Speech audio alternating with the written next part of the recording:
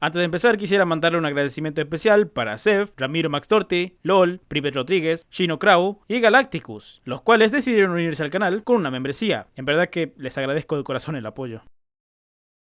En este canal ya repasamos la historia de varios fallos que han cometido empresas relacionadas a la industria de los videojuegos, las cuales de un día para el otro pasaron de ser las más grandes al punto de dominar gran parte del mercado a quedar prácticamente relegadas a un mero recuerdo de una época más simple. Y si bien hay unas cuantas cosas que se pueden aprender de la historia de Johnny Atari, como por ejemplo a no dejarnos llevar por nuestro propio ego y pensar muy bien antes de alquilar un penthouse en el centro de Dallas que cuesta $3 millones y que mata las pantallas de las PCs. Pero realmente no fueron los únicos que aprendieron por las malas. Hoy toca ver cómo Sega pasó de estar en el top de empresas más grandes de la industria a no poder sacar un juego de Sonic que sea mínimamente decente. Esto es, la rivalidad que llevó a la decadencia de Sega. Empezamos.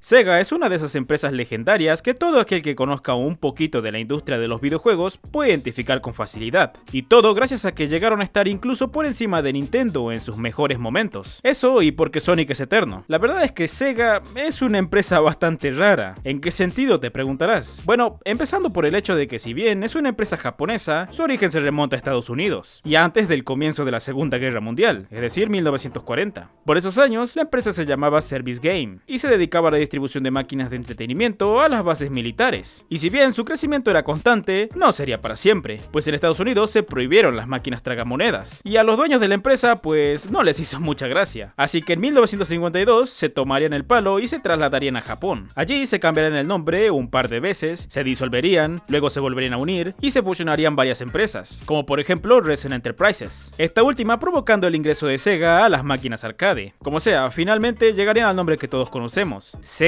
Bien, para esta historia hay que remontarse aproximadamente al año 1992. Sega se encuentra en una posición bastante cómoda en la industria. Las ventas de Mega Drive son más que perfectas, Sonic ya lleva vendidos varios millones de copias, y si bien el negocio de los arcades va en declive gracias a la llegada de las consolas domésticas, sigue recaudando varios millones. Vamos, que mal no les está yendo. Me cuenta mi fuente de información más confiable, el inspeccionador de Chrome, que Hayao Nakayama nadaba en piletas llenas de dólares todos los fines de semana. Información 100% real, no fake. Hayao Nakayama era el director general de Sega Japón, y su idea era hacer de la Genesis una máquina expandible, es decir, que puedas comprar aparatos hechos por Sega para agregar aspectos, tales como más potencia de procesamiento, para así tener mejoras a la hora de jugar. Pero su idea, digamos que era bastante chapucera. Sobre papel parecía una muy buena idea, ya que no tendrían que desarrollar una nueva consola, y de paso alargaban el tiempo de vida de la consola que ya tenían, es decir, vender más y por mucho más tiempo. Pero ya sobre la práctica no era tan buena idea, y prueba de esto fue la Sega CD, porque si bien las mejoras como el almacenamiento, el cual permitía contener 150 veces más datos que los propios cartuchos, además de poder reproducir CDs en la consola, estaban piola, ya en la práctica, ¿para qué la comprarías? Digo, si querías comprar la Sega CD era porque ya tenías la Sega Mega Drive y sus juegos en formato cartucho, y para jugar con las mejoras tenías que comprarlos de nuevo, pero en formato CD. Eso sin mencionar que el periférico costaba lo mismo que la propia Mega Drive. A pesar de que el periférico vendió 2.24 millones de unidades, fue apenas solo el 7% de las Mega Drive que se habían vendido. Vamos, que fue un fracaso. Y es aquí donde aparece Sega de Europa, que viendo el fracaso que estaba haciendo la idea de Hayao, pone sobre la mesa la idea de ir preparando el terreno para ser la sucesora de la Sega Mega Drive. ¿Y recuerdan que les dije que Sega era una empresa rara? Pues bien, resulta que las tres Segas no eran tan unidas como uno podía pensar. En realidad, medio que se odiaban unos a los otros. La dinámica era la siguiente: quien haga mejor las cosas en su región, quien venda más y domine su mercado, se lleva el liderazgo. Sí, suena bastante absurdo, pero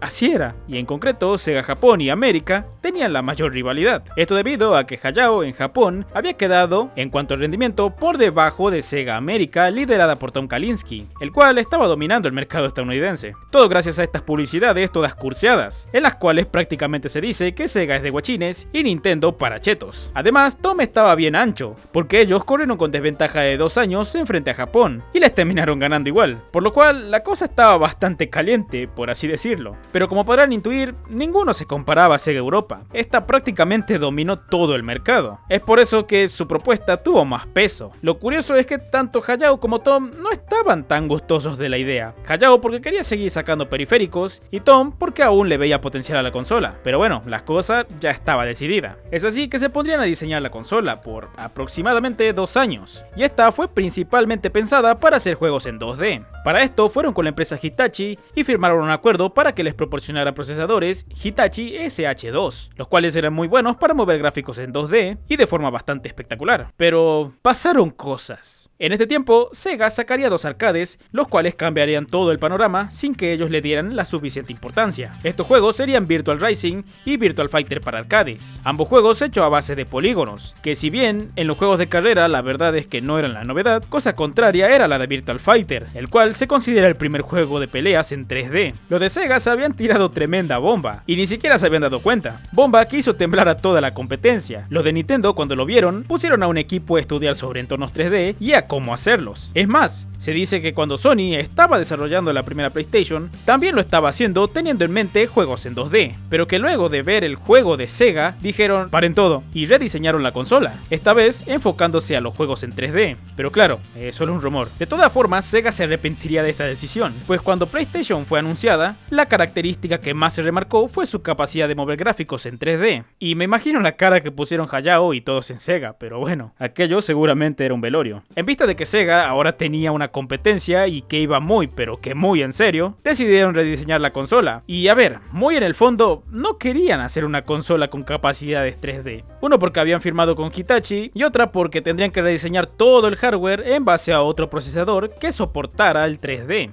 La solución, metámosle 3 procesadores, 2 Super Hitachi 2 y un Super Hitachi 1. Este último se encargaría de comprobar que los discos fueran legales. Es decir, la consola tendría 2 procesadores que se encargarían de la lectura e interpretación de los datos. Y a ver, la idea de meterle 2 procesadores a la consola tenía todo el sentido del mundo. En teoría, si estos trabajaran en simultáneo, serían la consola más potente de ese momento, superando y por mucho a la PlayStation 1. Todo parecía solucionado, pero a Tom como que no le convencía del todo. De hecho, incluso consideraba que ponerle 2 procesadores a la consola era una tremenda aberración, ya que eso hacía que la consola costase muchísimo más. No obstante, un día recibe un mensaje de Silicon Graphics. La razón, una oferta bastante curiosa. Verán, Silicon Graphics en el pasado se encargaba de la fabricación de hardware y software. Estos en un principio lo hacían para productoras de películas, las cuales quisieran usar CGI, y si bien les iba más que bien, debido a que sus computadoras, las cuales llamaban estaciones de trabajo, eran súper potentes, para la época obviamente. No obstante, al pasar los años, veían un futuro bastante oscuro, pues presenciaban como lenta pero progresivamente los procesadores comerciales les iban pisando los talones. Vamos, que el avance tecnológico les estaba alcanzando y pronto sus estaciones de trabajo ya no serían requeridas. Entonces decidieron que tenían que cambiar su mercado, debían entrar a la industria de los videojuegos, y fue Sega su primera opción. Los de Silicon Graphics le presentaron a Tom un proyecto, un procesador potente capaz de mostrar gráficos en 3D sin mucho esfuerzo y que encima iba a ser todo lo barato del mundo. Y Tom se emocionó, pues iba a poder resolver la aberración de los 2 procesadores de la Saturn y volverle a ganar a Hayao. Además era Silicon Graphics. Esos tipos otra cosa no, pero de hardware, potencia y gráficos sí que sabían. Pero Tom no hizo el tonto y por las dudas avisó a Sega Japón, ya que recordemos que era ahí donde se hacía todo el hardware de la empresa. Hayao recibe el mensaje de América, se lo piensa y realmente no le ve el sentido a cambiar nada. Y digamos que los japoneses son muy orgullosos, por lo cual Hayao ve la oportunidad de ganarle a Tom y envía a unos ingenieros japoneses para que le echen un ojo al proyecto. Lo que pasa es que la decisión ya estaba tomada mucho antes de que siquiera despegaran a América. Y quiero que escuchen con atención lo que voy a decir. Los de Silicon Graphics hacen la presentación a los ingenieros y estos con una cara de piedra van y dicen: es demasiado aparatoso y no va a estar listo para la salida de la consola.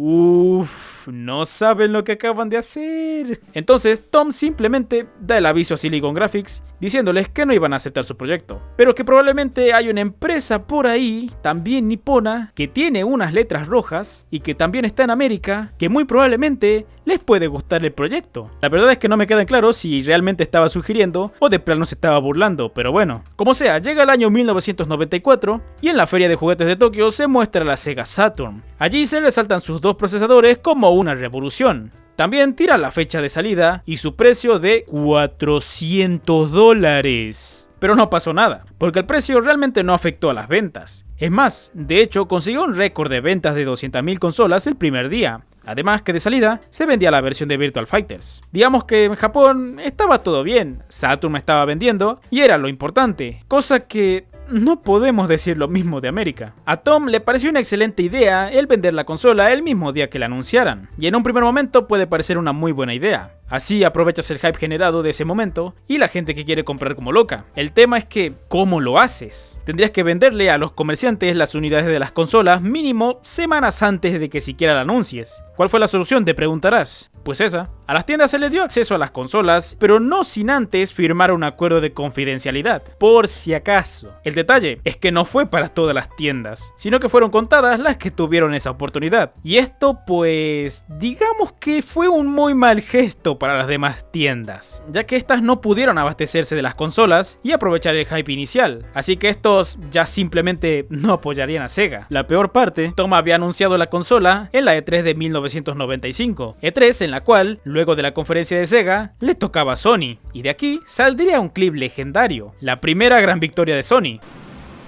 299.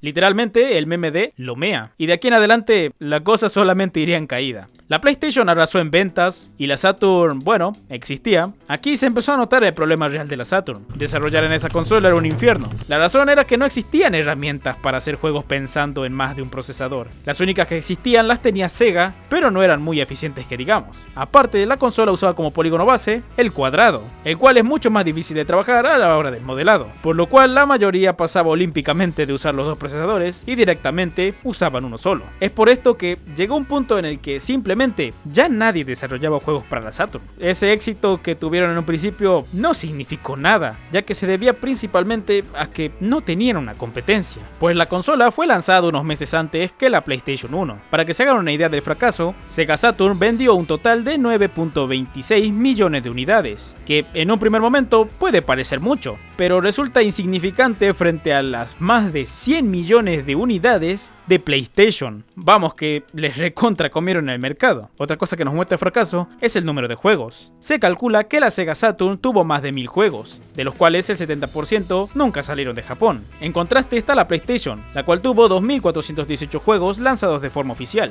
Luego de esto, tan solo 4 años después de entrar al mercado, Sega Saturn dejaba de fabricarse para dar espacio a la Sega Dreamcast. No obstante, esta vendería incluso menos, aproximadamente 9.13 millones de unidades, y no duraría más que la Saturn, 16 meses en el mercado duro. Y es que para este punto, Sega ya era completamente insostenible. La Saturn significó una gran pérdida para Sega, y como habían dejado de fabricar la Mega Drive para así darle espacio a la Saturn, además de que a los arcades no lo jugaba absolutamente nadie, los ingresos de Sega cayeron un 75%. Es por esto que Sega en 2001 tira el siguiente mensaje: ¿saben qué, loco? Me voy a la mierda. Sega se retira del desarrollo de hardware y se dedica al desarrollo de software y a servir de publisher. Pobrecita mi Sega. Por cierto, ¿recuerdan que Hayao quería seguir haciendo periféricos para Mega Drive? Pues bien, resulta que no se quedó en un quiero, sino que siguió desarrollando periféricos bajo la excusa de responder a las propuestas de Atari Jaguar. De allí que salió el X32, el cual salió solo unos meses antes que la Sega Saturn. Lo curioso aquí es que se fabricaron 800.000 unidades, de las cuales se vendieron 665.000. Por otro lado, también mandó a fabricar el Multimega, el cual vendió 25.000 unidades. Vamos, una miseria. Todas estas cosas que no parecen tan significantes,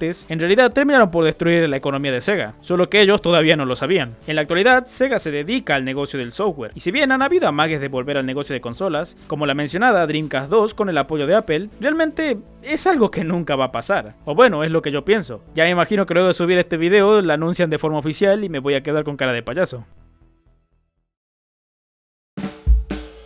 Y bueno, ¿cuál es la moraleja de esta historia? Simple, hay que disfrutar de las pequeñas victorias, porque luego se vienen grandes derrotas. Te salió cara la victoria, ¿verdad, Hayao? Nada, mentira, la verdadera moraleja es que los hermanos sean unidos porque esa es la ley primera. Tenga unión verdadera de cualquier tiempo que sea, porque si entre ellos se pelean, los devoran los de afuera.